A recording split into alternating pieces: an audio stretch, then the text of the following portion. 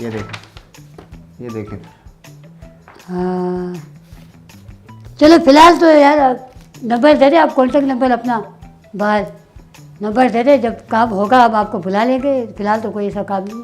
अच्छा आप बताएं और जी सर। तबीयत सही है? जी सर, तबीयत ठीक है बिल्कुल। आजकल क्या हो रहा है? सर कुछ नहीं है, बस नौकरी की तलाश में निकली हूँ। अच्छा इरादा है फिर शादी वादी का दूसरा? नहीं जी मतलब शादी सर आप ये शादियों में लग गए हैं। ये आप देखें, आपने ये मेरिट का ये हाल कर रहे हैं। मैं 8 घंटे बाहर खड़ा था, आप मेरी बात नहीं सुनने को नहीं तैयार क्या नहीं। बदतमीजी है, फाइल फेंक के दे रहे हो यार, कुछ तरीका बदतमीजी होता है। आप कर रहे हैं ना मेरे से। आप कौन है यार इसको? आप हेलो इसको बाहर निकालो यार, ये कौन अंदर भेज दिया है? निकालो इसको बाहर। देखे ये कौन आपके सामने भेज यार दिया? जिसकी तालीम नहीं है उसको नौकरी दे रहे हो, जिसकी तालीम है उसको कह रहे हो तुम्हारी जो है डिग्री जाली है यार।